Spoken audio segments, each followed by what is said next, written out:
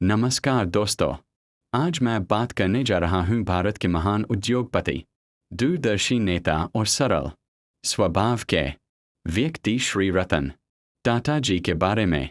रतन टाटा का जन्म 28 दिसंबर 1937 को मुंबई में हुआ था। वे टाटा परिवार के सदस्य हैं, जो भारत के सबसे पुराने और विश्वसनीय उद्योग समूहों में से एक है। उनके पिता का नाम नवल टाटा था।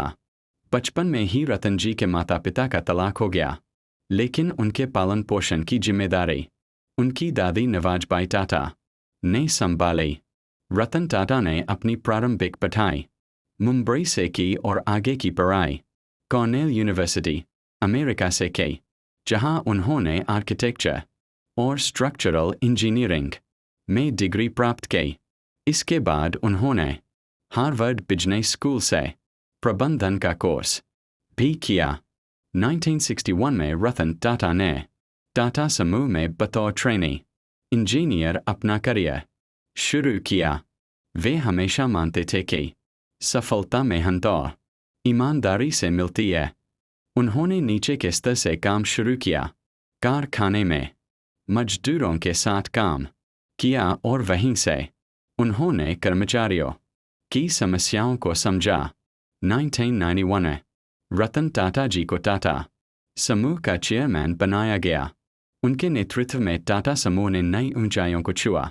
उन्होंने Tata Motors, Tata steel, Tata consultancy services और टाटा टी जैसी कंपनियों को विश्व स्तर पर पहुंचाया। उनके कार्यकाल में टाटा ने कई बड़ी विदेशी कंपनियां खरीदें, जिनमें टेटले ब्रिटेन, कोरस यूरोप और जगुआर लैंड रोवर ब्रिटेन शामिल है। यह भारत की औद्योगिक दुनिया में एक ऐतिहासिक कदम था। रतन टाटा हमेशा समाज के हित को अपने व्यवसाय से ऊपर रखते हैं। उन्होंने कहा है, मैं पैसे के लिए नहीं, बल्कि लोगों के भरोसे के लिए काम करता हूँ। उन्होंने टाटा ट्रस्ट्स के माध्यम से लाखों लोगों की मदद की है। शिक्षा, स्वास्थ्य, ग्रामीण विकास और आपदा राहत के क्षेत्र में उनका योगदान अमूल्य है। 2008 में उन्होंने भारत को गर्व दिलाया, जब टाटा मोटर्स ने दुनिया की सबसे सस्ती कार नैनो लॉन्च की। उनका सपना था कि हर भारतीय परिवार के पास अपनी कार हो सके। रतन टाटा को उनके उत्कृष्ट योगदान के लिए भारत सरकार ने पद्म भूषण और पद्म विभूषण से सम्मानित किया। वे एक अत्यंत विनम्र और दयालु व्यक्ति हैं। भले ही वे अरबों की संपत्ति के मालिक हैं, लेकिन उनका जीवन बेहद सादा है।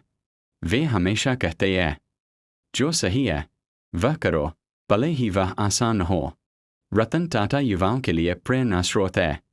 वे हमें सिखाते हैं कि जीवन में सफलता का अर्थ केवल पैसा नहीं, बल्कि सम्मान, ईमानदारी और दूसरों की मदद करना है। अंत में मैं इतना ही कहना चाहूँगा कि रतन टाटा जैसे लोग सिर्फ उद्योगपति नहीं, बल्कि भारत की आत्मा है, जिन्होंने देश को आगे बढ़ने की दिशा दिखाई और दुनिया को यह बताया कि भारतीय मूल्य और आधुनिक सोच साथ साथ चल सकते हैं। साल 1991 में जब उन्होंने टाटा समूह की जिम्मेदारी संभाली, तो यह एक कठिन समय था। कई कंपनियां नुकसान में थीं, पर रतन टाटा ने अपनी दृष्टि और मेहनत से टाटा समूह को विश्व की अग्रणी कंपनियों में शामिल कर दिया।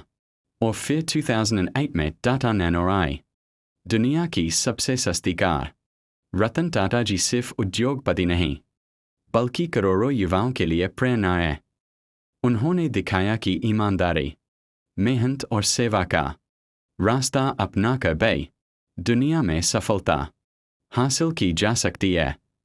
आज जब हम टाटा नाम सुनते हैं, तो हमारे मन में भरोसा और सम्मान का भाव आता है, और यह भरोसा रतन टाटा जैसे महान व्यक्तित्व की वजह से है। धन्यवाद।